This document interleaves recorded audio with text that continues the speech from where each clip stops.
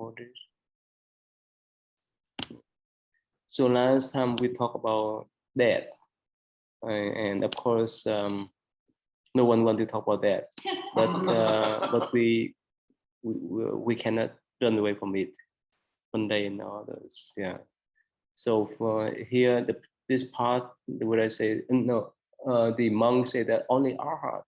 Arhat, that means the one that attend nirvana, and that overcome all kind of mental fluctuation, so they don't have any more stress, anxiety, and so forth. So they don't concern much about that. For them, it's normal. But for us, it's not easy, right? Not easy when we deal with them, and especially during COVID-19, right? Many people is concerned about even our sickness and our families and our friends. Yeah. So it's not easy. Yeah. So let's see here. Yeah.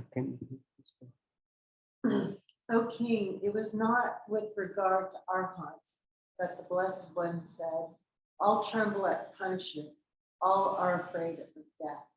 An arhat is an exception to the statement, for all cause of fear has been removed by him. Suppose, O King, a king had 4 chief ministers who were faithful and trustworthy. Would they be afraid if the king were to issue an order saying, all the people in my realm must pay a tax?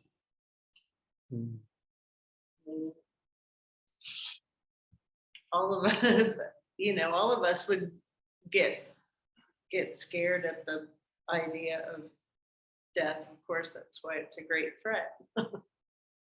That's the ultimate threat in our perception. But an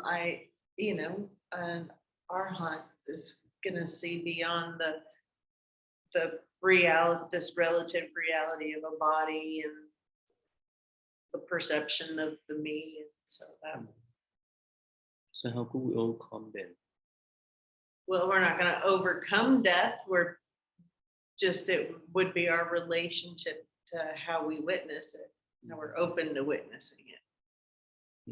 Or do we have resistance? Are we just saying, okay, this is what it is and where I am, and I welcome all of it? Or, the more you say no, it's the harder it's going to be, because you can't. No way around it. There's no way around it. Not yet. How about you and Stephen? 20 years. Yeah, and Stephen, what do you think? How could we overcome that type of fear, the fear of death, that we won't be here anymore? That's a hard question for me to answer myself. I never thought of like myself being afraid of death or anything, because I just accepted that, it's one of those, every single individual is gonna get to that point one way or another. And it's just pretty much how I was taught raising up. It just basically just, be a good person, raise your family well and live a good, fulfilling life, and then that will be enough. And do your best to not do all the bad things that's going on. And then now that I'm going in here learning from your classes here, just more detail of the how and the why of how things connect. And that's just pretty much it. I guess in a sense I kind of accept it as is, just life and death. So mofakte. Yeah, for most of us not easy, right? But in Buddhist view, especially in Zen tradition, it's like changing the clothes.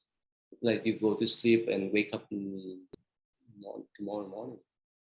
It's easy for them, but not easy for common people like us, right? When you think about that. How about you? If you're scared? Well, most definitely. I think that, I think a lot about how I've been tried, in what way. I have a fear that, if I don't change something about the way that I live, I may bypass good and anticipate. So, Mhm. you know, I try to be mindful and be respectful of that, you know, keep it in the mind. It's always going to have something here. And I don't have to do that personally. Mhm. Hi, Ethan. How you been, Ethan? Welcome back. Hey, the fuck, hey. I've been good. I recently found out that I got accepted into PA school. So Wow. Congratulations. Congrats. thank you so much. Cảm ơn nhiều lắm. Yeah, I'm been good. Yeah, we proud of you. Congratulations. So today the topic is that you're still young, right? You are 20. What you right? How old are you, I'm Ethan? 23. I'm 23. Too young. So when we talk about this topic about that, are you concerned about that, or you don't never think about that? No, I actually have thought about it quite a bit. Just over the years, I've been thinking. I remember just having conversations about people when it comes to death. And making sure to celebrate people currently who are still here.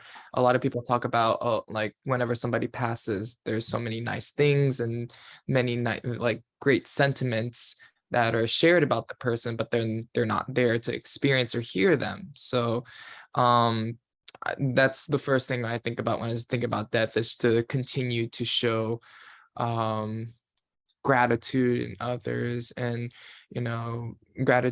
feeling grateful for what I have, and doing my best to be in a position where I can be at my happiest, and if I go tomorrow, I can say I at least achieved everything I wanted to do. And the second part I think about when it comes to death is acceptance. I know we've talked about acceptance a lot, and so I feel like that's just a way for people to help be able to cope with it. So you work at the nursing home and hospital before, right? You have witnessed someone passing away before, right? I haven't witnessed it firsthand, but there have been people who I've taken care of who passed away. For working in that environment, definitely, especially for somebody of my generation, let's just say, it definitely helps me put things into perspective um, a lot quicker than compared to other people who I know and who are of my age, and it helps me become have more gratitude in the people who I have in my life, especially who have helped me to get into PA school. But it also helps me be very helps me have an attitude where I still try to persist and do what I can to be where I want to be. So in your measure, do they talk about how to help the patient and the clients to do with gift, right? How is that? And because what I'm doing basically in social work is more or less dealing with people that are here, but I do want to speak to something because I did witness firsthand the passing of my mother back in 2018. Her anniversary is actually Monday of when she passed away. So I think in that respect, it's kind of like, just to kind of echo off what Steven said, you always want to like try to live your life the best way you can. So if that does happen to come, you can like kind of be at peace with it. So it won't be like a struggle. So I feel like just leaving this earthly realm, you don't want to be in that struggle and like you're taking your last breaths and things like that. And she, definitely lived a good full life. She said she wished she had more time, but she did live her life, and told me one of the things she told me before she left: make sure you live life to the fullest. You treat everybody the way you want to be treated. Just be happy overall. You never know. And her mother passed away like 6 months before her. They both, my grandmother was up in age, but as far as my mother, she got cancer, got sick, and like from the time that I knew, she kind of tried to keep herself from us. But she didn't want us to. So like I respect her choice. And me and my sister were both doing things in our lives and trying to grow and that type of thing. She didn't want us to worry, but you know, had to come to terms with that. I really didn't have a lot of time with her myself. When she was sick. I think just living your life and just trying not to just feel because we don't know really how. Yeah, as Buddhist monk, I've done so many funeral service for the people, and I just want to talk briefly. Did we talk about 49 days before? About the, oh, no, I don't No, think so. 49 days. You know? We brought it up. Or A little maybe, bit but about not very specifically. Okay. So basically, in our tradition, so when someone passes away, we need to keep their body intact for at least 8 hours to respect, so that they can pass away peacefully. That's one, and after that, we have what called 49 days of prayer. So from Buddhist view, that every week, every 7 days, they will take future birth. If not, they will take the second week, third week, and the mass is 7 times. 7 times 7 is 49 days. Except that, if they pass away because of accident, some kind of accident, most of the time in Buddhist view, you need to do more prayer for them because they may not accept that they died. That's why they still linger around. Yeah, so for people, yes, if they pass away naturally, they born, they have some illness, they get old and they pass away. That's normal parts of life. So most of the time they pass away within that 400 days. But for the one that died because of unnatural causes, so we need to do more. Sometimes they stay here for thousand years, depend on how much attachment to their body, to their life, how much they could not accept that they die. Yeah, so in my own experience, some family members for the first, at least for the first couple of weeks, the disease, the soul will come back in their dream to tell them where they were and so forth. That will be gone. Yes. What do you do for a Buddhist funeral besides prayers? Most time we do the prayer. We say Namo Amitabha. Remember we talk about the Pure Land, so that they can, if they are sincere Buddhists, they would abide to that Buddha power to go there. Remember we talk about one lady said, "Oh, I want to go to live Yes. forever." That's why we do the prayer. For if they are Buddhist, if it's sincere, devout Buddhist, they will decide every day for that, for the next days, for their disease relative. Most time they can come to the temple to do prayer on weekend, but if they devout one, they need to do every day. We don't have special book. And today I just read some story that they post on the news, especially for children, little children. They could see the dead people because they might so pure. So anyways, that's go beyond, right? That go beyond our vision, right? But we can feel that they're around us. The Tibetans do all these really loud drums and horns and stuff like that as to try to wake, so you wake up in the Bardo state, so you can be, so you are more aware of where you're going and what you're, because I guess ultimately you still have a choice at that point. So if you awake to that nature, so that's why in their funerals are so loud with all the.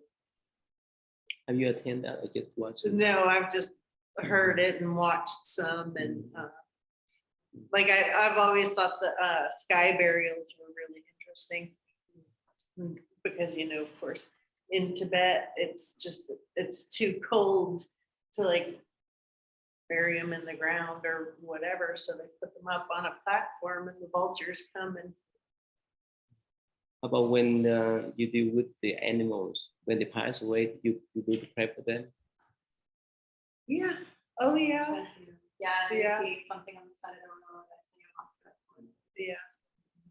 So we consider whether animal, dog, cat, and so forth, this kind of beings, they may be human before. So if we have prayed for them, they come back.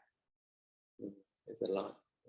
So this is a lot of elaboration during the prayer for the dead, especially after they pass away. We advise the family, don't touch them, don't cry. Yeah, it's not easy. Oh my gosh. Yeah, because when we cry, somehow we hold them back. Attachment, the two-way. Oh, let me tell you a story. A few years ago, I think I told this story before too. So when I have a center on Newcastle Road, the small one, you've been there before? A long time. Long time ago. So one day, two ladies, a mom and the daughter, stopped by and have a talk with us. And so they say that the fathers of the mother and that means the grandfathers passed away 1 year already, but they still felt his presence. And I asked, why is that? And they say they don't know, but actually they really attached to him. They really love him. They really want to keep everything that belongs to him at home. So the two-way effect, especially if we have kind of attachment. For example, let's say we send someone off, right? But we have some kind of attachment, they will not go. They will not let go easily. And that's why in Buddhist view, yes, we can hold that, but we hold that cry. It's not easy to control, right? But so that we can respect and let them go in a natural way. Otherwise, if they still attached to the body, to even to us, the loved one that stay back, right? They still hang around. That's the whole idea. You can cry after that. not doing the funeral service. After Yeah, it's new yeah. So do they incarnation. do funeral services or? Yes, I told you so many. I couldn't count. Because his grandfather passed not that long ago, so we've been talking a lot about what we want after we die. Oh, And okay. so because we're both Buddhists, we want to. It's plenty. Yeah, don't worry. We can do. But we hopefully if you live long. We're gonna have to figure it out. Yeah. Anyway, so it's not easy. It's so emotional during those times, right? But still, we as much as we love them, we need to pray for them. That's the more we transform energy instead of grieving. We transform that energy into the praying energy, so that they can take future rebirth, so that they could go quicker. Yeah. So it's not in Buddhist view. It's unhealthy. It's not good for them to linger after they pass away. It's better to it's better for them to take future rebirth as human, as spiritual beings, Buddha land, and so forth. So it's just a lot. Yeah. Okay. So about you're afraid of ghosts? Am I afraid of ghosts? I mean, I can put myself in because I spend a lot of time alone. So I can get myself in like a really weird mind state where I kind of like overthink it. And I kind of have some bad sleep issues. So I've had like some really intense hypnagogic phenomena where like I'm sitting up, I'm dreaming, but I'm like awake. So it looks like it's real hard to distinguish. So I've had those. I've always been able to like talk myself out of it just because I can get myself pretty like nervous if I overthink it. Mhm. And Steven, have you encountered one in your life? Okay, encounter like spirits or Yeah, some kind of ghost in your life. I don't believe I have. I'm not quite sure whether this was just a dream of some sort, but this was when I was just a kid back in Vietnam. I don't even remember, like I said, I don't remember whether this is just pure, I'm remembering it, or was it just in a dream, but all it was there was one of a school in the town where I was born at, and I believe I was going somewhere with my uncle, and all of a sudden, I think both he and we both felt, I remember who felt it first, kind of like a tap on the shoulder or something. And then, but there was no one close by. And then, of course, I asked my uncle, and he thought he felt something like a brush or something as well. And then he started walking to a corridor nearby just to see maybe we were busy and then someone was passing us. But there was a long corridor. By the time we got there, that hallway, there was no one in front of us. So that, I would say that would be the closest thing that I was involved in. And one other thing was, I might have told you one time, was during my, this was, of course, I'm grown up already, back in either 1999 or 2000. I went back to visit, and there's one other place in Dalat in Vietnam. We visited this family, and they had a particular wooden table that they use as part of, I guess, a tour through there. And obviously, since the family they didn't expect anyone to pay, but of course we just donate. And we were told that particular wooden table was passed down to the current family generations, from their previous family. And basically all it was only if they were saying something about only a few people would basically just touch the table, and you don't even have to talk. At first you talk and say, rotate left or right, and the table would do it. And then they said that don't tell us what you're doing, just think in your mind. So I did that, and the table did exactly, 2 rotation right, 5 rotation left, go faster, go slower. And then that one, there's one of those that I cannot explain. The only thing I could think of is there's a spirit presence from previous family member that's still lingering around, moving the table and not us. So, Mofate. Hi, what's his name? Ben, how you been, Ben?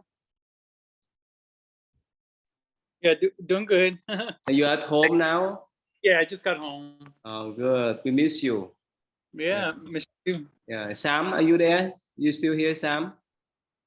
How about you? Any experience, any encounter at all?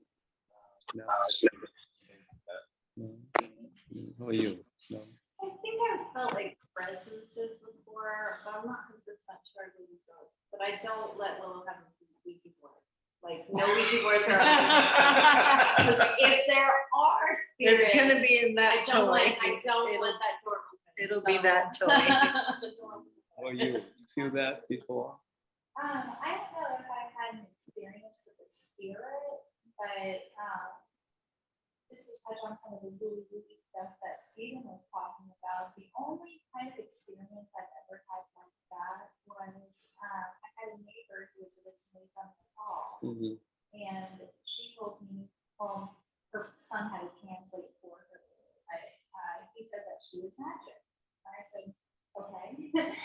Well, one day she comes and talks to me, and she makes me something, and I think it's what we're talking about, but all of a sudden she says, well, I said, sure. And within 15 seconds, about 500 flies, like the exorcist, come and they're in our area and they're buzzing around. And I don't know how she did it or Oh, weird. what, but but Oh, really? you know, I Wow. believe in magic now, so. Oh, really? Yeah. well, she was Okay. kind of smart, so, yeah, for sure. Oh, you just got back from work? Yeah, Wow. and I could hear you, I just couldn't answer because I was pulling into the parking lot right as you asked. Yeah, me. please. I was there still listening. Yeah, yeah. Anh Ánh, how you been, anh Ánh? Yeah, You more parking driving? outside. You driving, right? I'm dropping my son off. Yes, and I'm at the parking lot. So I'm listening. Yeah. So how about you? You have the type of experience to feel something strange, someone follow you and so forth, spiritually. One time when I was younger, I was probably in high school, and in our house, I don't know, I think I had got up for whatever reason. And where our house was, me and my sister's room was on one side, my parents' room was on the other side of the house, and the living room was kind of like in the middle. And I looked down towards my parents' room, it's kind of like where the garage or whatever it is. I felt like something was there, like I felt it, and I didn't see like a true figure, but it just seemed like it was something. Like it was walking towards my right. I knew my parents wasn't up because it was the middle of the night. So quite naturally, I like screamed. And then my parents come right at me, like, what's wrong? I'm like, no. Back to bed. But I just felt like it wasn't anything like scary, but it was something that's not usually there. So I was just like, my first reaction was like panic. So, but after the fact, I was like, okay, I went back to sleep. I didn't feel scared. So I didn't think it was anything threatening, but whatever it was, I didn't expect it to be there. So it's the only time really, maybe like, I don't know, feeling stuff around me, but not like anything like that. Like I was like, something's there, sure.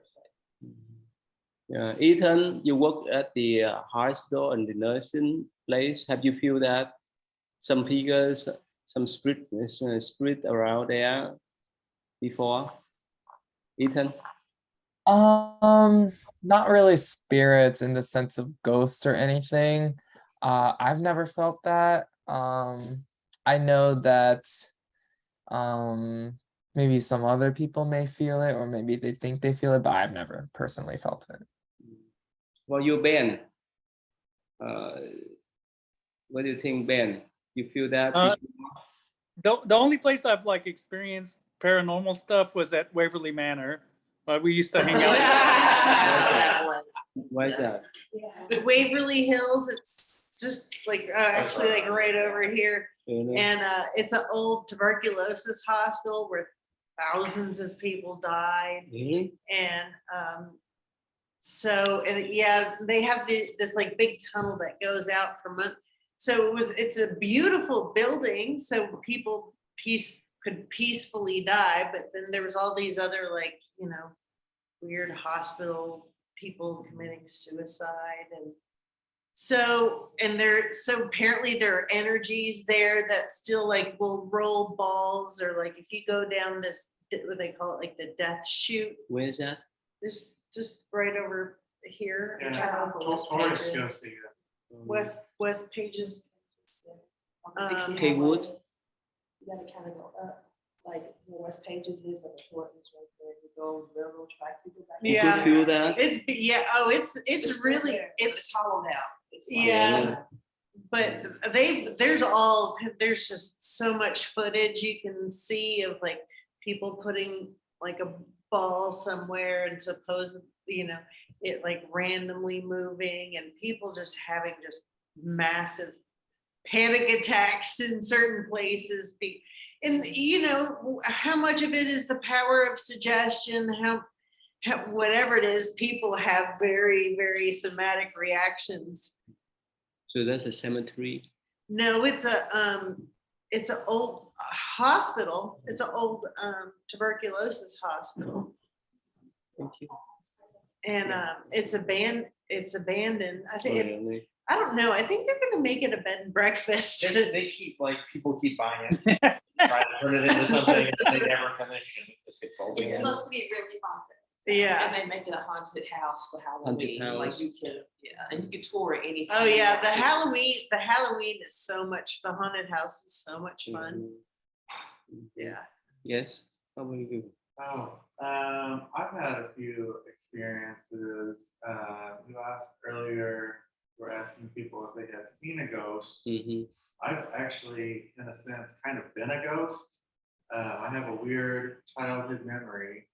When I was like 3 or 4, I choked really severely, and they thought I was going to die.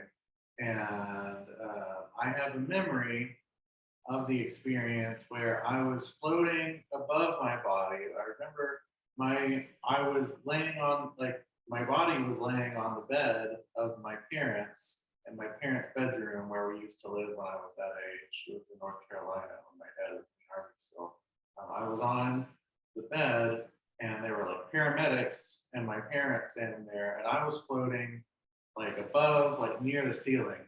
And later, after the experience, when I was like back to normal, more or less, my mom was like, "What happened?" And I was like, "Well, I was floating out of my body, looking down, and I saw a light." And she was like, "A light? You mean like heaven?" And I was like, "No, like a light, like like on the ceiling, like a light fixture." Because I remember, like this is how, like, some people say you can't trust memories from your childhood. It was so clear. Because I remember in my memory as a kid, I was like, wow, I've never been this close to the ceiling before. Look at that, light. So I kind of have been a spirit before. And yeah, you were asking the other gentleman who worked in healthcare.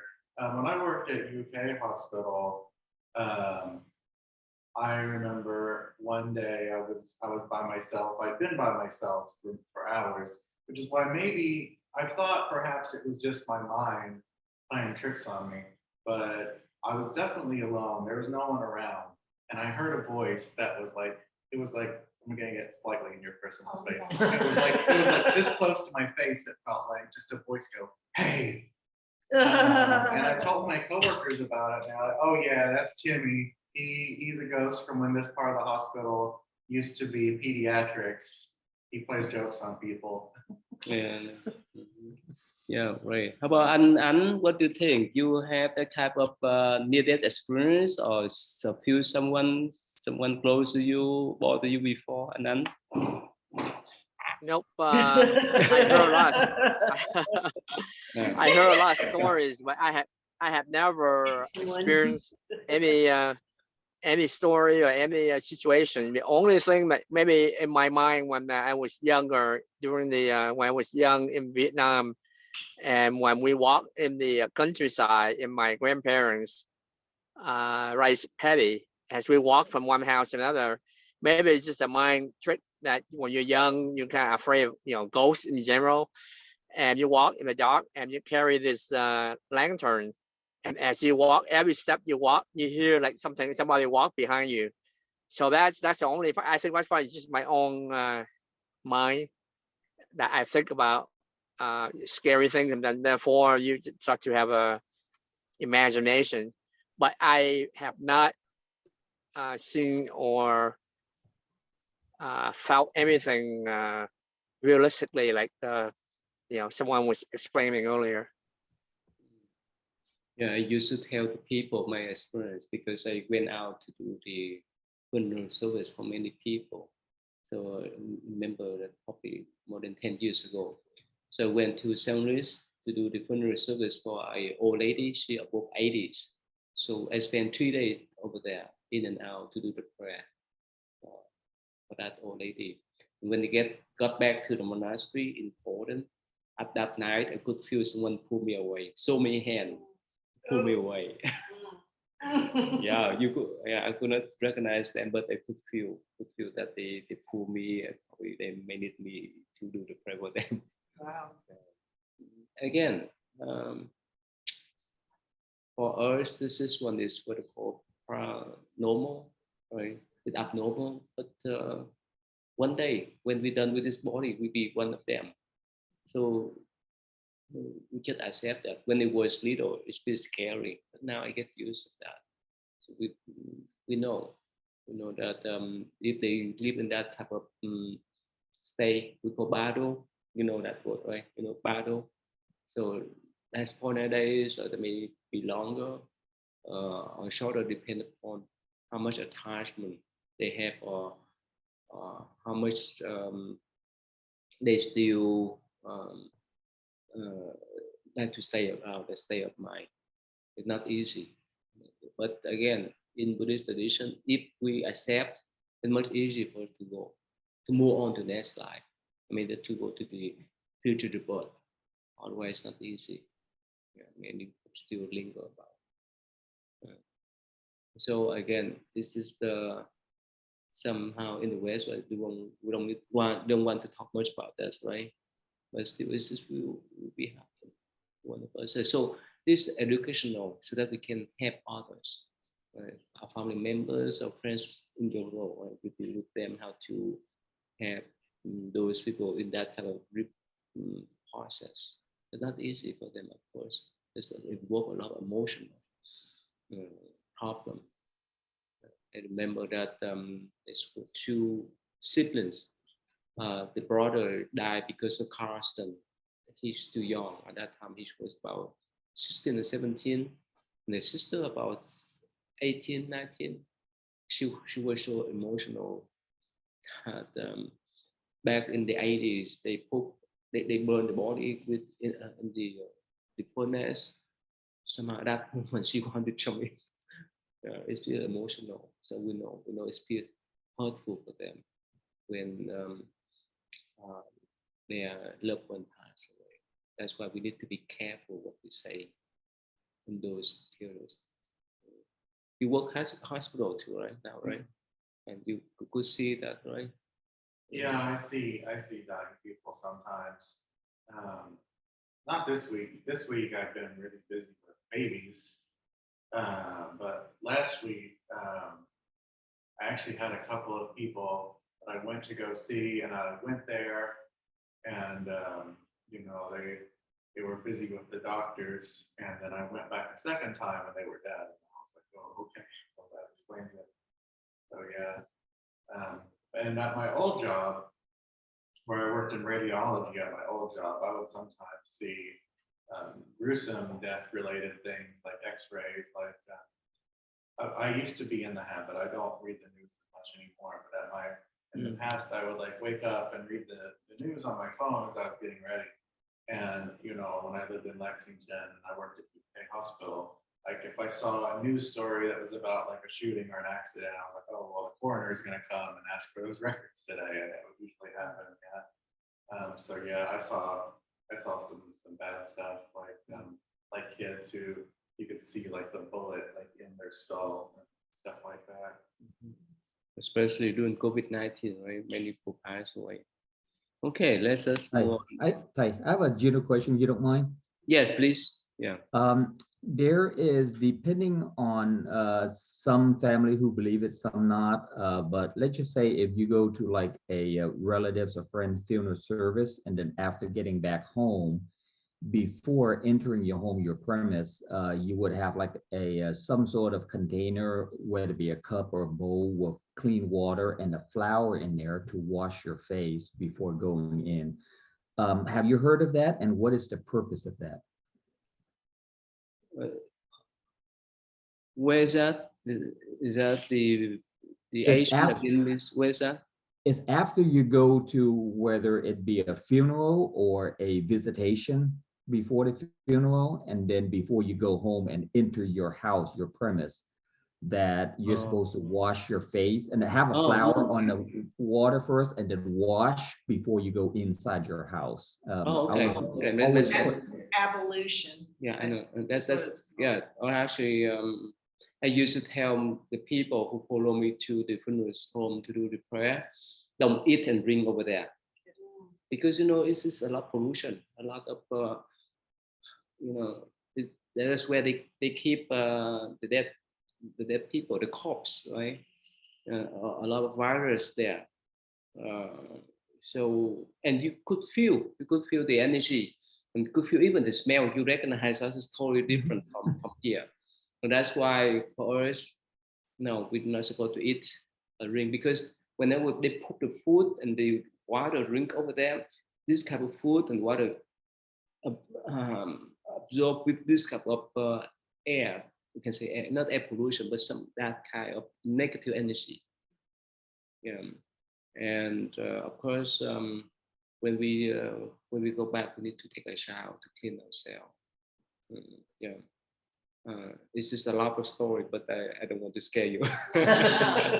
Yeah, so it's better not to consume anything, and it's better not to talk much at that inside that home, because a lot of spirit, a lot of I mean the negative energy. There's one lady, she in the midst of 70, so she visit her close friends, the one that get passed away, and a couple of weeks later she died. And actually one thing is, I don't know whether you recognize or not, especially for the elderly people, or sometimes the husband go first and then the wife follow later. You know why? You know why? Or either one. You know why? Yeah, broken heart. Yeah, it's not easy. You live together for so many years, right? So many decades, and one go first, you couldn't live alone. Yeah, you could miss that. And then I encountered some of these cases. Either the husband or either the wife stay back. It's not easy. Not easy. This is maybe say broken heart. Not easy for them to handle that. It takes a lot of time to heal. So Anand, right? You I think you can have that type of experience, right? Yep. No? Yes, sir. I mean that have you seen some elderly couple, right? So either the husband or the wife go first, or later on the other one will follow, right? In the short periods of Yeah, time. I see that in our community, Vietnamese community, quite often. Yeah, here in the U.S. Yeah, everywhere. And I also heard story in Vietnam as well. Yeah. Yeah. Very common, I think. And understand why we're not supposed to cry. Understand now? And during those times, after that, it's okay. It's not easy to control emotionally. For how many days do you not cry? For how No, long? Just when we do the funeral service at that place, at that time, and when you go home, that's okay. Okay. It's not When I get easy. to my car, can I cry? Yeah, definitely. Yeah, it's not easy. Not easy. Has anyone seen what they do? I think it's in Sumatra in Indonesia, where so that when they and especially so the wealthier they are, the longer they keep your body in the house. So this is like years or a year or whatever. And so when you die, they keep the body dressed in the house, and they continue to bring it food, cigarettes, they take care of the body in the house. So wealthier you are, so longer you stay laid out. And then they put you there. They have like these caves where they kind of set them up in like scenes. Yeah, and so they're like, yeah, I read that. So they look like they're doing stuff, and they go back but that same culture also digs up bodies and Please post me in Waverly Hills. Yeah. Yeah, it is. So they're posed, and the clothes are interestingly like fresh, because it's part of the culture where they go in and Change the clothes. they keep the clothes kind of updated, and so it's all inside they these like- caves. Do formaldehyde, like are they I don't think so. I think they're just dried. I'm not totally sure about that part of the ritual, but yeah, you can look it up. It's absolutely. I'm not gonna look it up. Oh. That is fascinating. So in this country, they could make, right? Most of the time they could make, right? Oh, Right? cremate, yeah. Indonesia is Muslims mostly, right? Well, That's not really a Indonesia's Muslim 16,000 islands, so there's a whole lot of diversity, really. So probably a minority population there. Oh, I've never heard of Muslims oh, doing that. Yeah, no. This is, like I said, this is just a specific culture in Sumatra. But yeah, Indonesia, yes, predominantly Muslim, Buddhist, Christian, but it also has a lot of these other indigenous. Okay, that makes Um, sense. How about here? I'm talking about Cultures. in the American culture. Is cremation is getting popular, or they It do? Depends on the religion a lot of Yeah, times. Really? there are a lot of people get buried, like Oh, really? cremated, the whole thing, or I mean embalmed. Yeah, in yeah, especially in Vietnam, for the wealthy people, right? They make they even build elaborate tombs. Right. But for us in Buddhist view, no, that's not good because as soon as they die, they stay there forever. They stuck there. So Yeah, it's better to cremate and release the ash to wherever. I used to release the ash to the river, the stream, even the ocean too. Actually, just last month, right? Yeah, last month. Yeah, in August. Yeah, I went to New Jersey. So at that temple, we have a lot of earth, of ash, and so we brought them to the just not to the ocean, just nearby, the ocean to release all the demanding so that they can get go instead of attaching to. Yeah.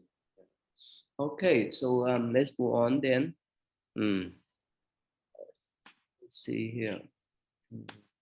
Anand, can you read Anand? Are you still you driving? I can read. Yeah, let that know here. Let me see if I can make it bigger for myself here. Wow, I'm in my phone, so I will like to make it bigger. So how am I? Yeah, it's too small for me. It's like Too small. Okay. Ethan, you like to read, Ethan? yeah, Thank you. It's okay. Oh, sure. Yes. Start with no here. No, Nagasena, they would not be afraid because the tax does not apply to them. They are beyond taxation. Just so, O king, the statement, all tremble at punishment, all fear death, does not apply to the arahants because they are beyond the fear of death. There are these 5 ways, O king, in which the meaning of a statement should be established. By comparison with the text quoted, by taste, is it in accordance with other texts? Is it in accordance with the word of the teachers? Having considered his own opinion, i.e., is it in accordance with my own experience? And fifthly, by a combination of all of these methods.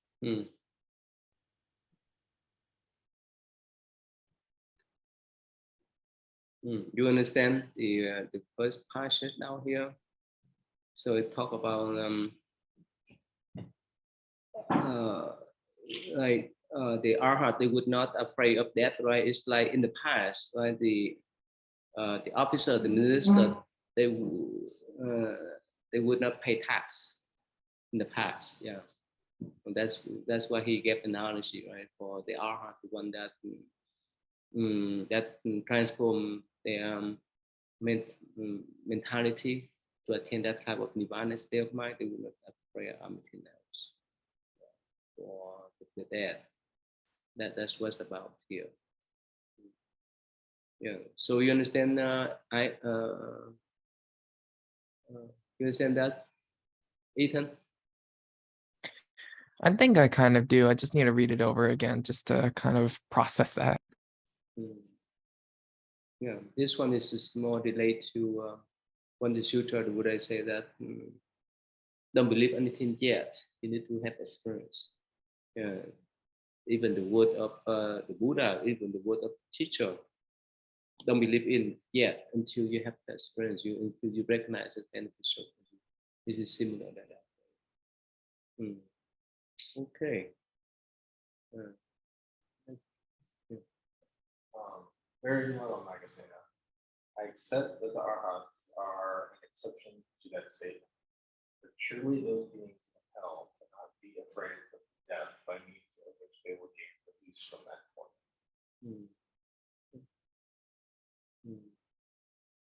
So what do you think? So they say this is for the king. He said that the hell being is the one that born go down there, they will not be afraid of death.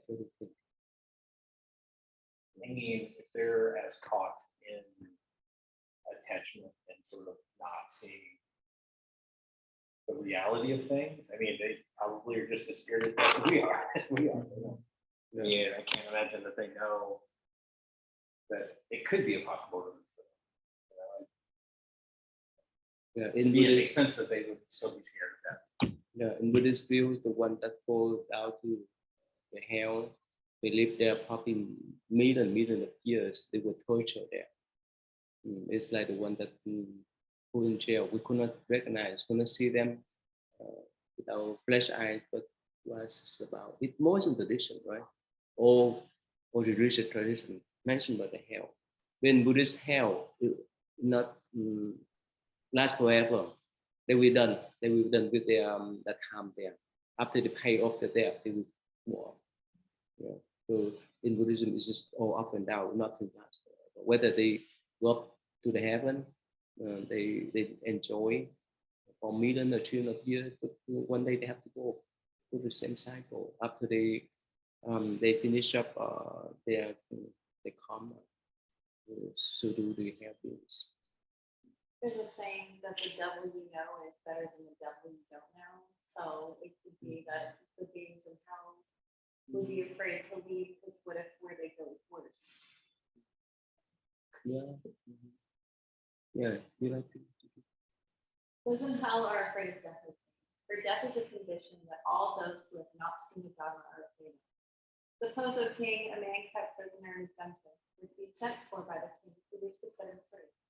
What if that prisoner be afraid of him? Yes, he would. Just so, O king, those beings in hell are afraid of death, even though they will attain release from their death. So no matter what way in this Nagarjuna he mentioned that as much as we don't understand the Dharma, it's more for us to be afraid of. Otherwise, death and birth and death is normal. This is funny. Today I read the story on the Yahoo News. They say that a mother's for a boy. Oh, I'm so glad that you are my boy. And that little boy, they say that only 2 or 3 year old boy. Actually, I pushed one guy out so that come here. Otherwise, you have that boy. Very funny. I don't know what's true or not, but in Buddhism, that possibility there, because in order to be human being, it's not easy. Yeah. So so when we do the prayer, when we have, let's put it this way, when we have the nice house, we count people can come. The nice people may come. If we keep our house dirty and so forth, not many people like to come. So that's why it depends on the state of, especially the mothers. And they try to go in, they try to get in, but the soul, you can say that the soul of that type of future child, they have to go and find the compatible parents. If they have more blessing than parent, that parent they cannot. If they have lesser, they cannot. So it's like, let's say in our pocket we have $100,000. That's all for us to buy that house, that type of house. We cannot buy more. We cannot buy the houses more than 1,000. So that's why it's just when they are their children, and especially 2 ladies, they have the kind of connection with you in the times. And of course, we know that they will not be your children in the future. They may divorce, right? I don't know whether I told you the story about. I think we talked about that, right? The grandmother has become a wife. I remember that. So it's just intertwined. It's a web of life. It's a web of connection there. You follow what we talk about, right? In Buddhism, it's so fluctuated. It's so flexible. It's not one way. That we will be born as children, but we may later on we may be the grandparents of our grandparents. So depend on how much we have connection with that person. Um, and one more thing is whether they go up there to the heaven or come back to the human realms. As long as we have connection with them, good connection with them, they will come and support us. If we have a negative or some kind of conflict, you have to be careful. You understand that? So in Buddhism, it's better to create good karma. It's better to create good connection with anyone else, anyone that we interact with, instead of creating some kind of conflict. That's why I used to tell, especially young people, don't go to battlefield when you kill others with the intention of others. Create that type of strong negative conflict there, and they can come get you one way or others. Yeah, and Stephen, you follow, and Stephen. Yes, Right. most of that. So that is important. That's why in Mahayana Buddhist tradition, Bodhisattva always try to create good affinity, good connection, positive connection with others, so that they can lead them to the path. So that's why we're not supposed to create any kind of conflict, not to trigger any anger, any resentment toward anyone else. And it starts with how we eat. You understand that? So that's why in our tradition, we try our best not to consume meat. Even we don't kill them directly, but still, that type of energy, killing energy still follows us. And in our daily life, we try our best, whoever we interact with, we need to create that kind of environment, that type of positive environment. And then is that okay, easy to create that type of environment? And then I hear this. I was going to ask you these questions about this topic. You know, as we talking about karma and yin and the affinity for different people, different groups, and over the years, yeah, I'm just thinking myself as like an atom. I just floating around, and I'm through my life. I see you, I see Stephen, I see various people, and a group that we see each other every Friday. The question to me, as I think about this, when you guys talk about this, our encounter cannot be by chance. So that implies that we must have met sometime, somehow. Sometimes I feel like it's a random, but I don't think it's a random. But I felt like, but I cannot explain it. But at this age of my life, why don't I meet you guys, 20 years ago, so I can learn more about Buddhism? Why do I meet you twice, 3 times, and now I see you more? It cannot be that random. But then, I see people here every Friday, so we must be like a student together in some kind of time that we agree that, hey, next life we gotta learn about Buddhism. We need to meet at this place, and now we kind of like gravitate or affinity, like what I call it, when you turn on the radio, if we're on the same frequency, we're gonna turn to the same frequency that we're gonna gravitate to. But then to me, I say, well, what are the chances of life? Like right now, during the last 50 years I live, there's so many people that I met. Then how would all this stuff? Who remember what that stick out in my head is that, let's say, next life, with all the people I met this life here right now on this earth, if I happen to be reborn again, I'm not good enough to detach, I reborn again, and who are the people I might meet again? That sometimes scare me. that I may see some of the people that I don't like to see again, or I may be blessed that I see more better people. So that's something I felt it's in my head about thinking about this as we talk about change or affinity to people and groups, and it's our karma.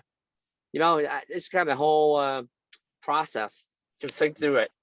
That I'm kind of thinking about as you guys talk about this topic. Mhm.